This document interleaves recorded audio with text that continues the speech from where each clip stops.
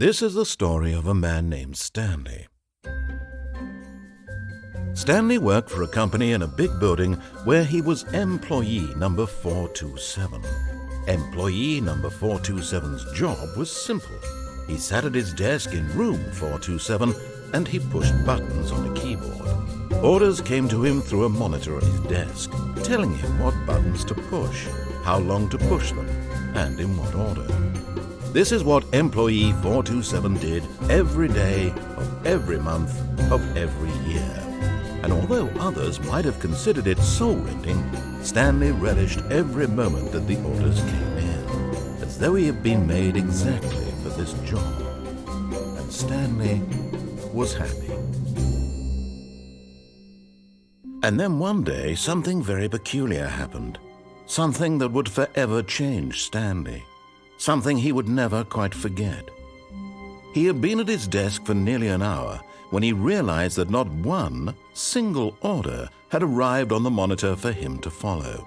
No one had showed up to give him instructions, call a meeting, or even say hi. Never in all his years at the company had this happened, this complete isolation. Something was very clearly wrong. Shocked, frozen solid, Stanley found himself unable to move for the longest time. But as he came to his wits and regained his senses, he got up from his desk and stepped out of his office. All of his co-workers were gone. What could it mean? Stanley decided to go to the meeting room. Perhaps he had simply missed a memo.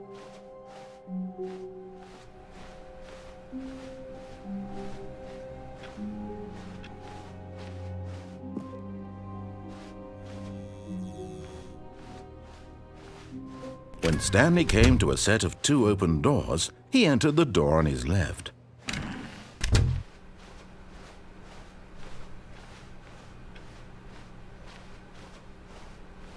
Yet there was not a single person here either. Feeling a wave of disbelief, Stanley decided to go up to his boss's office, hoping he might find an answer there. Coming to a staircase, Stanley walked upstairs to his boss's office.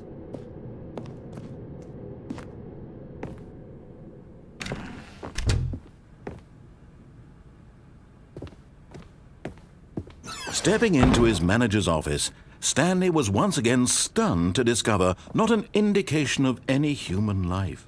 What could it mean? Stanley wondered aloud to nobody.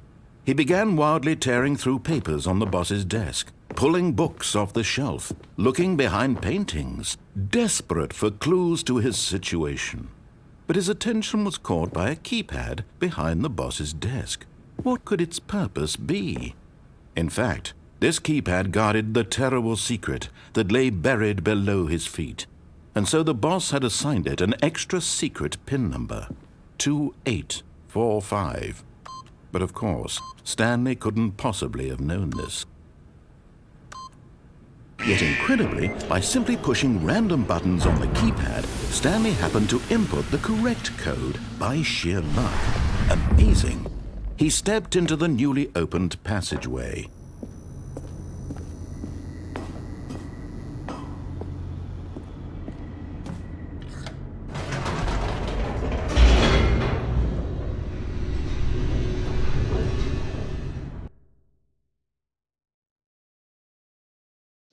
Descending deeper into the building, Stanley realized he felt a bit peculiar.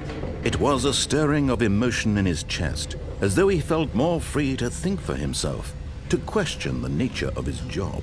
Why did he feel this now, when for years it had never occurred to him? This question would not go unanswered for long.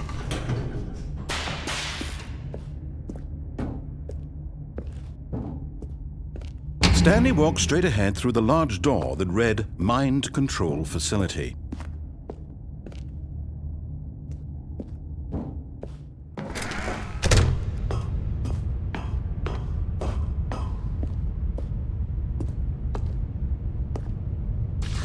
The lights rose on an enormous room packed with television screens.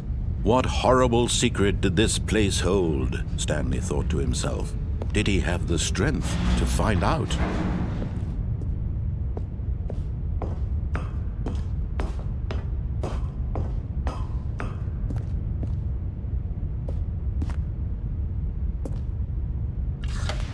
Now the monitors jumped to life, their true nature revealed. Each bore the number of an employee in the building, Stanley's co-workers. The lives of so many individuals reduced to images on a screen, and Stanley, one of them, eternally monitored in this place where freedom meant nothing.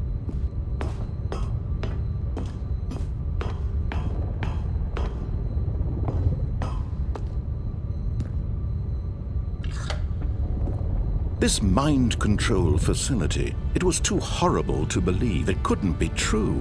Had Stanley really been under someone's control all this time?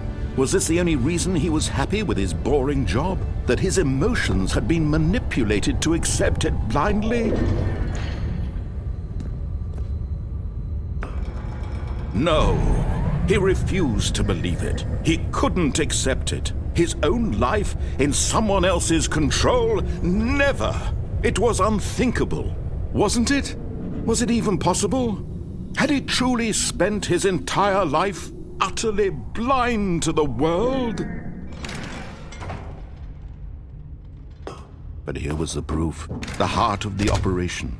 Controls labeled with emotions, happy or sad or content, walking, eating, working, all of it monitored and commanded from this very place. And as the cold reality of his past began to sink in, Stanley decided that this machinery would never again exert its terrible power over another human life. For he would dismantle the controls once and for all.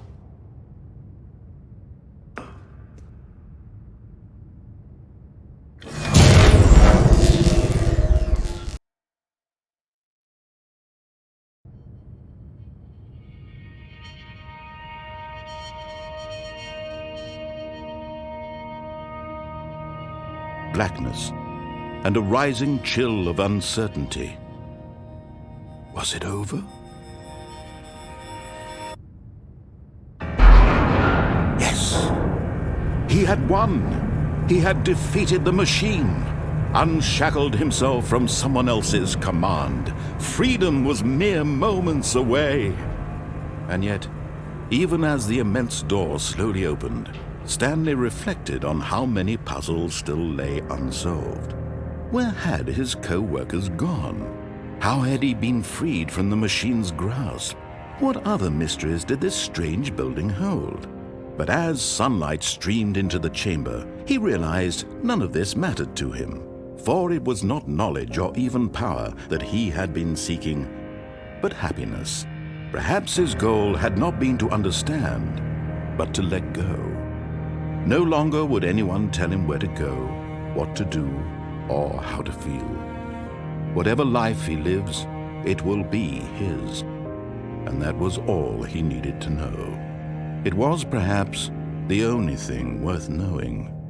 Stanley stepped through the open door.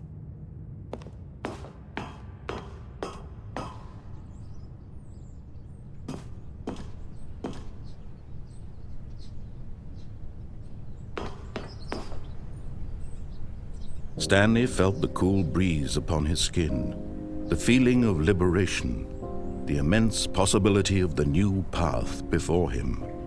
This was exactly the way, right now, that things were meant to happen. And Stanley was happy.